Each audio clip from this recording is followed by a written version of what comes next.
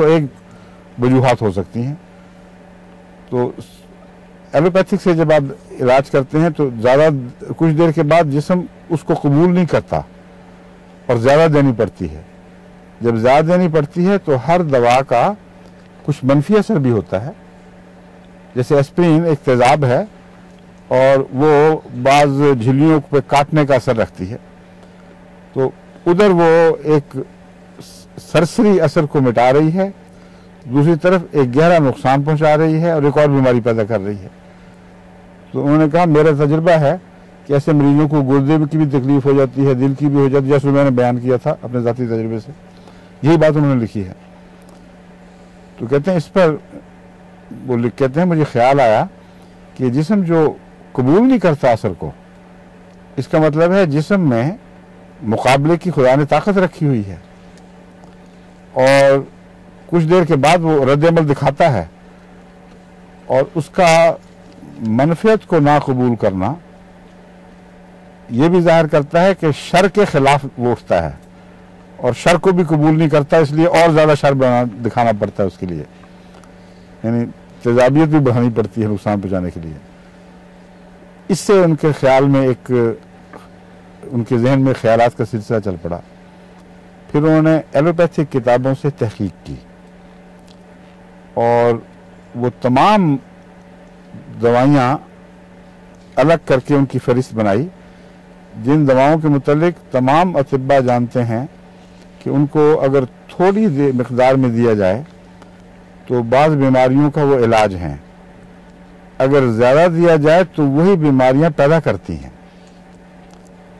मसलन इन्होंने मिसाल दी हुई है इपिकॉक की, जो मछली की बड़ी एक चोटी की दवा है, लेकिन आगे मैं जैसे कि समझाऊंगा हर मछली के लिए असर नहीं दिखाएगी। आगे जब मजमून खुलेगा तो फिर आपको समझ आएगी कि ये इसका तरीक़ा इलाज क्या है।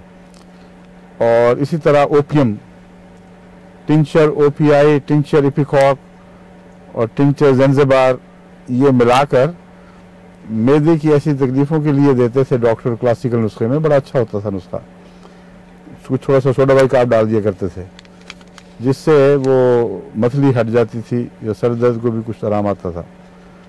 तो उन्होंने कहा कि ये सब डॉक्टर जानते हैं, मैं भी जानता हूँ कि अगर इपिकॉक ज़रा सी ज़्यादा दे दो तो मछली पैदा करती है, और इसी तरह ओपियम शदीद मछली पैदा करती है अगर इसको किसी को ज़्यादा दे दी जाए। फिर मुझे ख्याल आया कि ओपियम जो लोग ज़्यादा खाते हैं वो इतना खा जाते हैं उनको कुछ भी नहीं होता, और जिसको आदत नहीं है उसको ज़रा सी ज़्यादा हो जाए तो वो उल्टा के रख देती है, पसीने छूट जाते हैं उसके, और कै मछली और फिर बेहोशी तारी हो जाती है। तो इस ख्याल को मज़ीद तक़वियत मिली कि जिस्म में अल्लाह ताला ने हर किस्म के बैरूनी हमले से दिफा की ताकत रखी है, लेकिन उसको उसके ऊपर जिस्म को ख़बरदार करना और उसके ख़िलाफ़ मुस्तैद करना बहुत ज़रूरी है।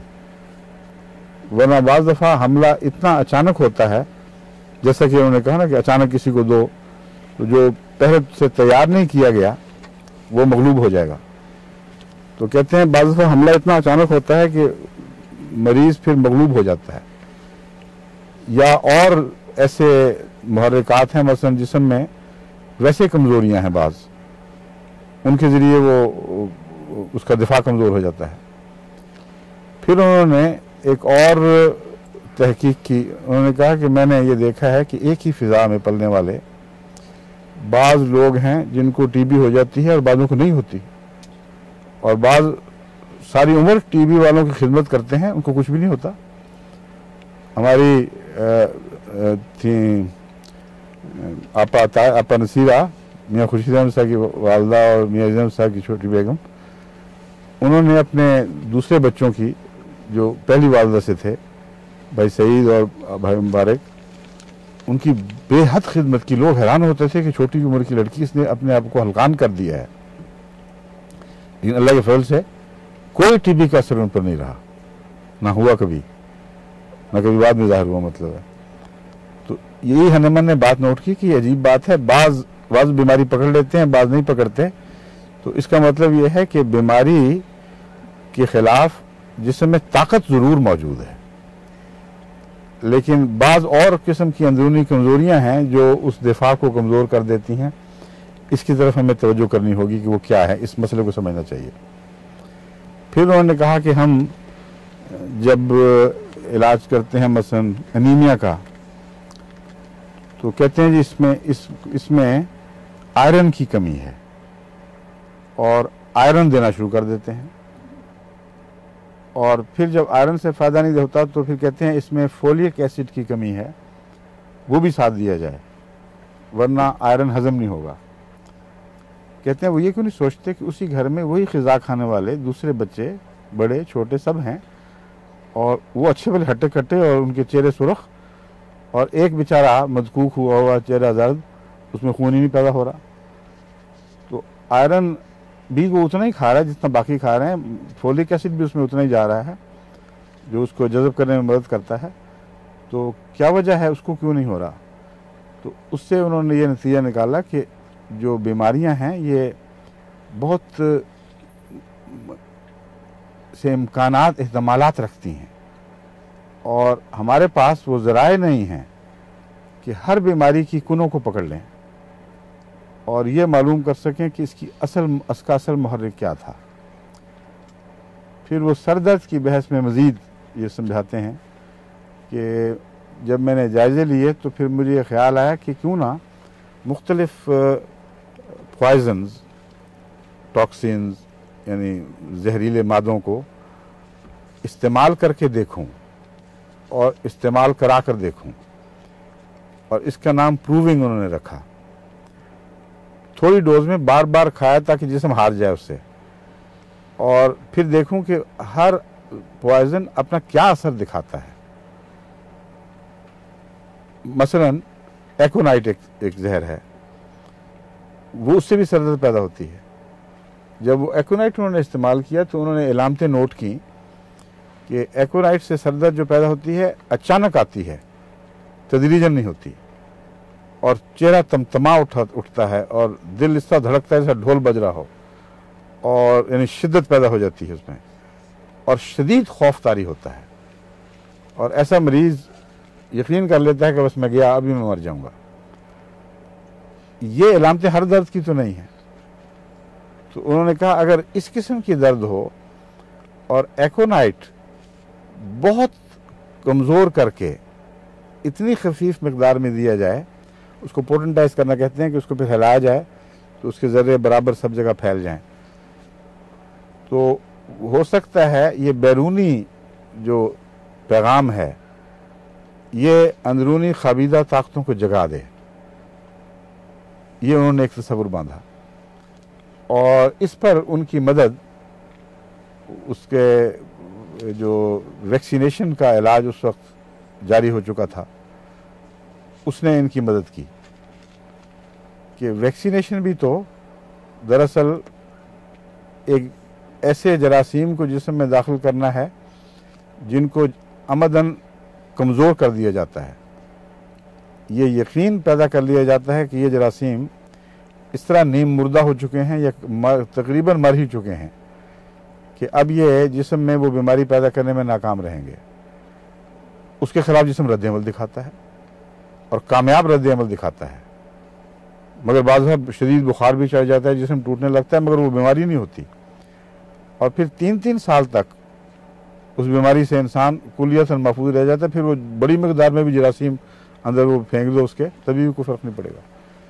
तो ये जो तहकीक का रास्ता था ये आगे खुलता चला गया, नए दरवाजे खुलते रहे। तो उन्होंने कहा ये तहकीक की और फिर तलाश में रहे कि कोई ऐसा मरीज़ दिखाई दे जिसमें एकोनाइट की इलामतें दिखाई दें। एकोनाइट उन्होंने इस तरह बनाया कि एकोनाइट को 100 कतरों में डालकर एक कतरा, उसको खूब अच्छी तरह हिलाया, यूँ एक शीशी में 100 कतरे अंदाजन रख लिए ना उन्होंने, और फेंक दिया उसको। आखिर पे एक कतरा जो चिमटा रह जाता है साथ, उसी में दोबारा उतना पानी या अल्कोहल डाल दिया और उसको फिर शेक किया और फिर फेंक दिया। तो उन्होंने कहा ये 2 पोटेंसी है। पोटेंसी का भी बता दूं क्या होती है, यानी एक कतरे का 1/100 अगर हो तो उसको एक पोटेंसी कहते हैं, और उस 1/100 का 1/100 यानी 10,000वां हिस्सा वो 2 पोटेंसी है। और 10,000वां हिस्से का एक लेकर उसको फिर 100 से ज़रब दे दो तो कितना बन जाएगा? 10 लाख हो जाएगा या ज़्यादा? 1 करोड़ है, 2 सिफरे और हो जाएंगे बस। वो तीसरी पोटेंसी है। और फिर उसको दोबारा एक कतरा उसका लेकर उसमें उसको 100 गुना ज़्यादा पानी मिला दो या कोई दूसरा महलूल, 6 करोड़ चौथी बन जाएगी,